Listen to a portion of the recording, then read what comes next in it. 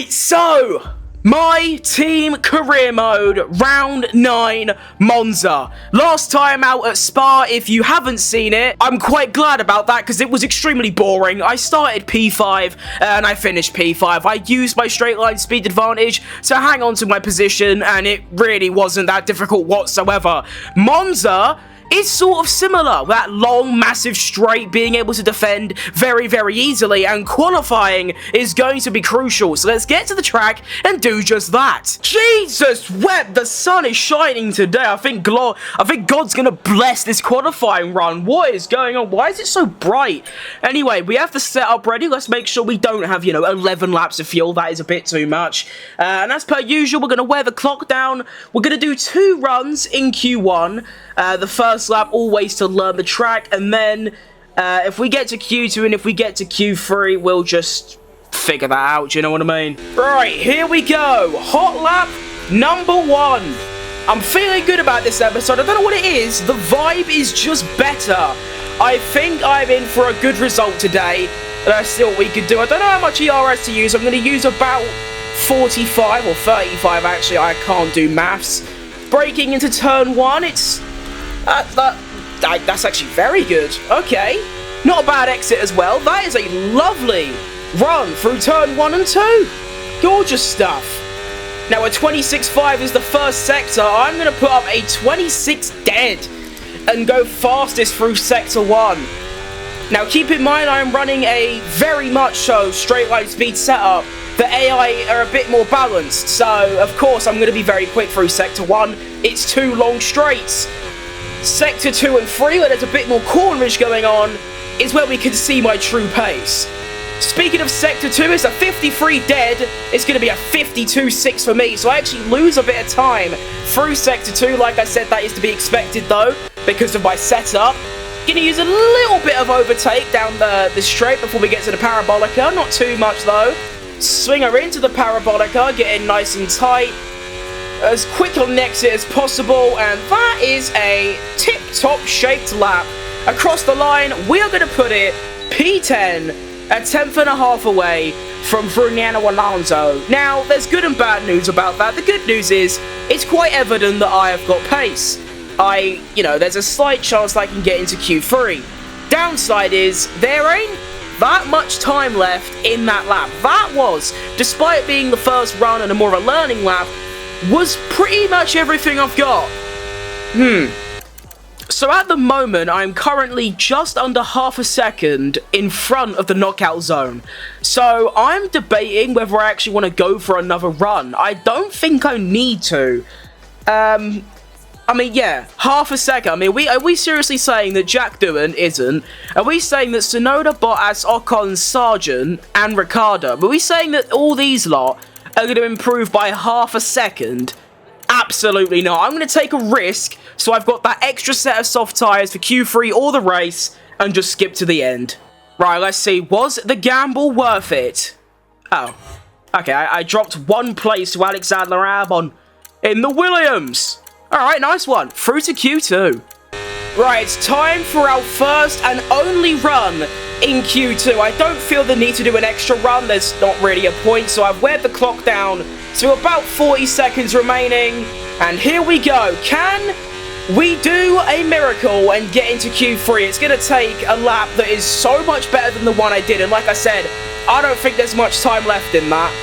But here we go. Braking into turn 1. It's a fraction later than my first lap. Now, if I can just get a better exit like that, that should already see us maybe about 200-300s up on my first lap. On the dirt, through that chicane, but we are still cooking through the second Lesmo. This has actually been a pretty good lap so far. How much faster it is to my first lap, I'm not too sure. Let's see the second sector time, though. Oh, we're up into the Ascari chicane. I need commitment through here, and that is commitment. Not enough, but it's still more than my first lap. And here we go. Into the Parabolica. Messed that up a little bit. If I can get a good exit, that's okay. What's it going to be? A 19.6 for Joe. It's going to be a 19.4 for me. Yes! Yes! Come on! I actually made it into Q3. Holy moly. What a time to be alive. I get through into Q2 by half a tenth over Lawrence Stroll crap driver. Wow. That is incredible. That's actually very strong pace as well. I'm only 97 milliseconds away from Oscar Piastri and the McLaren. That's really good pace. My goodness. Okay, let's get into Q3. I think we are bound for a P10. I remember actually, I don't know when it was. It might have been Spa, it might have been the track before, but I remember I got into Q3 and then I didn't use an extra set of softs. I just used a used set and I managed to get P9 or P10. I'm not doing that this time. I will use a brand new set of softs. Right, here we go for Q3. I've got Max Verstappen right up my arse, which isn't ideal, but he should back up a bit now that he isn't on a lap. And here we go. Now, one thing I've done is I've actually increased my downforce. It's clear that my Sector 1 is very strong because I'm running such a straight line speed setup. So I've decided to have some more downforce to give me a bit more of a chance through Sector 2 and 3. Oh, I can feel the extra cornering speed as I make my way through the Lesmos. I think this lap has been a bit stinky, but we can compare it to Oscar Piastri. It is going to be I'm 2 tenths down, but if we can still go for a P9 or 8, even more commitment through Ascari. That time I was completely flat. Holy moly, I've got big cojones. My goodness. Round the Parabolica, I've absolutely nailed that out the park. That is fantastic. Here we come across the line. Now, of course, it's going to be nothing crazy, but can we at least get up to P9 maybe? Damn. That's really annoying, you know. I thought there was okay. Well, P10 isn't horrible whatsoever. I feel like I could have got higher. I don't even remember what my Q2 time was, sorry. So I don't even know if that's much of an improvement, if it's an improvement at all. But we start P10 for the Italian Grand Prix. Now, there is good news. I mean, to be fair, P10 is still fantastic. Do you know what I mean? We have the second worst car on the grid. P10 is world class. But even better than that, because this track is very similar to Spa, in that the only real overtaking place is down the main straight, if I could just stay P10 off the line, it should be fairly straightforward to keep P10 by the end. So let's go to Sunday. And here we are on Sunday. It's a lovely, crisp, sunny day. And we are ready for the Italian Grand Prix. Now, I did some digging, went back through the footage, and I actually discovered that I was half a tenth faster on my Q3 lap than my Q2 lap. So I did manage to improve. Not by much, but I definitely improved. So that just shows how much faster everyone else went. That's pretty crazy. Anyway, we're here at Monza. The target is to stay P10 and get P10. If we can, you know, go and get a P9 or P8, that is, of course, even better. But P10 is the target. Do a Nick de Vries, you know? You know where he qualified like P9 and then because of the Williams straight line speed just finished P9? That's what I'm trying to do. Now, the strategy as well is very, very bog standard. It's just going to be a straight medium to hard one-stopper. The tyre wear is estimated to be about 37%, which is actually really, really low. To be honest, we can actually extend that by 1 extra lap if the pace ain't bad. And, you know, I see an overcut. That's not that bad at all. But anyway, that's enough. Strategy's good. Setup is good. I have remembered to lower the aero back to what it was. So our Sector 1 is just stupidly fast. Everything's ready. And let's go for the Italian Grand Prix. Round numero nombre. I think that's 9. Or is it nuevo? Might be nuevo. I don't know anyway. Right. Here we go. Let's have it. And we are off to see the wizard. And that is a horrible start by me. I'm already off. That's good. Yeah, I'm on the grass. I've already hit the wall. And I've already dropped down to P13. That's fantastic. Let's go. Oh, hang on. That ain't ideal. I don't really want to do a Hamilton and Verstappen, so this is a horrible bit of racecraft. By foot trim off the start. I apologise for that. That is absolutely horrible. But look at the straight line speed I've got. Pierre Gasly, you are finished, blood. You're going to bring me onto the grass. You know what? I'm feeling frisky. Dive bombing Zhou Guanyu. I almost forgot his name for a second. And I've done it. And we are through. So, after a cataclysmically horrible start to this race, I have pulled through, and we are back into P10. Gorgeous stuff. Right, so as we approach the end of lap 1, I'm noticing something very concerning. Zhou Guanyu's straight line speed is actually very decent. And not only that, look at the gap to the cars ahead already. It's already 2.5 seconds. Okay, so I think for the first couple of laps, I'm going to try and close that gap to Fernando Alonso, try and get it to, you know, under a second, ideally, and just stick in the DRS train. If I can't do that, I'll just save some ERS and hold on to P10, which is obviously my initial plan. Right, so that gap has extended once again to 3.5, so I'm just going to completely ignore the front runners up into the top 10, and I'm just going to defend and fight Pierre Gasly for P10 and try and get that final points place. But yeah, the top 10, or top 9 rather, they're just gone, do you know what I mean? They're out of there. We have a yellow flag somewhere. Someone behind me has spun off, I believe. Did you see that massive cloud of smoke that just popped up? Oh, okay, so someone's had a bit of an accident. Whether they've just spun or if they're in the wall, it's yet to be known. It's one of the, what are they called? The Saubers. One of the Saubers has gone off. Unlucky, mate. Turns out it's very difficult, this. Managing my ERS, turning it off at every single corner, and then turning it back on at the exits. There we can see Zhou Guanyu's ridden car as one of the Haas cars, and also Pierre Gasly trying to get past me. Not letting it happen, but there is already a 6-second lead to the top 9. My goodness, I've explained in previous videos, but there's this weird thing that happens where the AI in quali are like really slow, and then in the race they're like stupidly fast. So that is one thing to consider. Here comes Kevin Magnussen. I'm trying to avoid the slipstream as best as I can. Here he comes to the outside. I've managed to brake way later than him. We get into turn 1. Still comfortably in P10. But it's definitely getting harder. I love the idea that you've got me and the bottom, like, 11 right behind me. You can see there is literally a 2-second gap-ish, maybe a 3-second gap, between me and my teammate Jack Doohan in 21st. Then there's an 8-second gap up to Fernando Alonso and George Russell. And then they're all together as well, from P9 to P1. We are literally, the top 9 are all together, and then the bottom 11 are all together, but there's 8 seconds between them. It's a bit wild. Also, I think I've got this ERS, what do you want to call it, management down. I understand it, I know what I'm doing, and I should be able, unless something cataclysmically wrong happens, I should be able to keep P10 relatively easily. Now, one thing I'm actually going to do here is turn my ERS off, let Magnussen go, so I get the DRS, plus I get extra ERS. That's if my car doesn't want to have an oversteer moment and nearly crash. Right, here we go. DRS gets enabled, and now I can save some ERS as I whiz by K-Mag. Why am I not whizzing by him? Why am I not whizzing by him? Okay, I've got to do this the hard way, I guess. Round the outside. Gorgeous stuff. Okay, that was a lot harder than I thought, but because of that, I've now saved some extra ERS to use on the next lap. Gorgeous stuff. Come on. It'd be really nice if, like, the top 9 could have, like, a massive scrap so I could sort of catch up a little bit, do you know what I mean? But that'd be really, really handy at this stage. I mean, I'm happy with P10, it's points, but, like, I want to fight for more, do you know what I mean?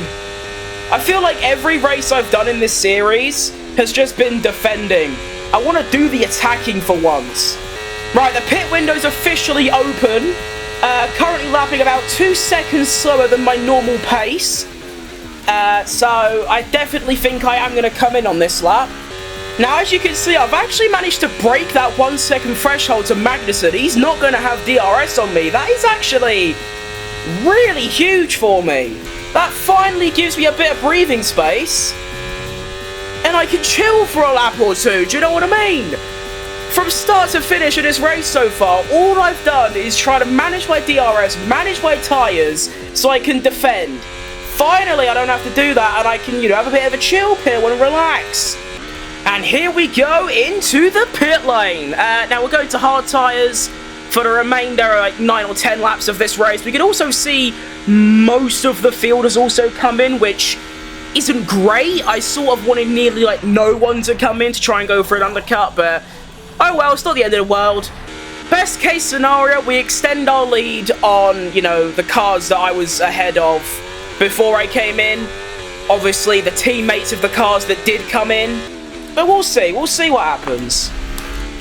Whatever happens, even if it stays exactly the same, I still feel very comfortable in getting this P10 finish. Right, let's see. Have I undercut anything? Well, hang on a minute. Wait, no, I was already ahead of... Oh, yeah, okay. So we come out in P10, but I actually have a really nice gap. Apart from then, when I'm probably going to lose it all because I braked a bit too deep. I have ooh! I've got a 2-second gap now. Okay. I can breathe a little bit. I can chill for a little while. Lovely stuff. Right, so it's been a few laps now. Nothing's happened at all. It's just been me managing my tyres, managing the pace, and it's been very, very strong so far. I've actually been not, like, keeping up, but not losing that much time to the cars ahead. That's sort of top 9. And I'm also gaining a little bit per lap on all the cars behind. I'm having a great hard stint right now. And the method is basically just drive normally, but use hot lap ERS down the straights, and then every, like, 6 laps, just turn your ERS off throughout the middle sector, and you actually have, like, ERS for another, like, 6 or 7 laps just going down the straights. It's very, very nice. Right, 3 laps remaining, and we just need to, you know, lock in and bring it home. It will take quite a lot of effort to actually bottle this.